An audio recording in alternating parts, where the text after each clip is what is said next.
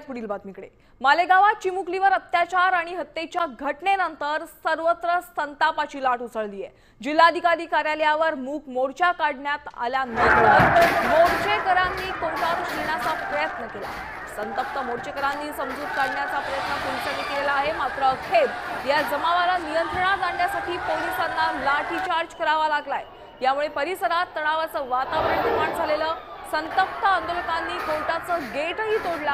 नराधमांना आमच्या ताब्यात द्या अशा घोषणा यावेळेस करण्यात आल्या।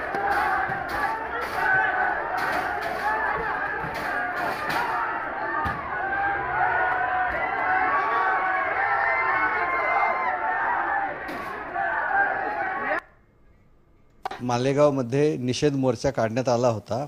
मोर्चा हा शांततेत सुरू होता।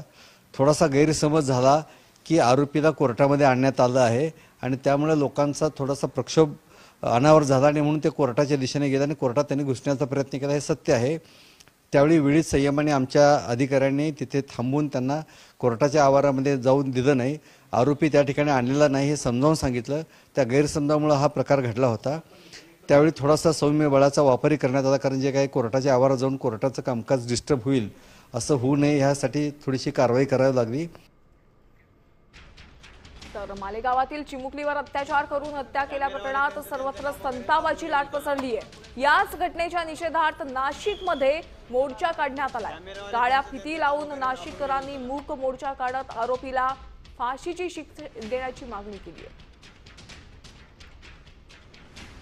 मालेगावच्या डोंगराळेमध्ये एका अल्पवयीन मुलीवर अत्याचार करून तिचा निर्घृणपणे खून केल्याच्या निषेधार्थ नाशिकमध्ये आज मोर्चा काढण्यात आलेला आहे आणि नाशिककर असतील, वेगवेगळ्या संघटना असतील, त्या आता रस्त्यावर या ठिकाणी उतरलेल्या बघायला मिळतात आणि काळ्या फिती लावून हा मूक मोर्चा जो आहे तो आज नाशिकमधून सराफ बाजारातून जिल्हाधिकारी कार्यालयावर काढण्यात आलेला आहे। महिला देखील मोठ्या संख्येने या मोर्चामध्ये सहभागी झालेल्या आहेत आणि या घटनेच्या निषेधाचे फलक या सगळ्या महिलांच्या हातामध्ये आपल्याला बघायला मिळतील। फाशीची शिक्षा लवकरात लवकर मिळाली पाहिजे, जेणेकरून सगळ्यांनावर जरब बसेल आणि त्याच्या फाशीची शिक्षा ही खूप छोटी शिक्षा आहे, म्हणजे सोपी शिक्षा आहे। त्याचा अक्षरशः त्याचे अवयव उपटून काढले पाहिजे। जो या सगळ्या घटनेला जबाबदार आहे त्या नराधमाला फाशीची शिक्षा झाली पाहिजे, अन्यथा आमच्या ताब्यात द्या अशा पद्धती।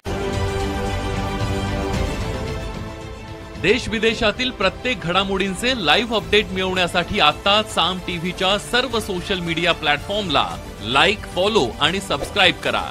तसंच सर्व नोटिफिकेशनसाठी बेल आयकॉन प्रेस करायला विसरू नका।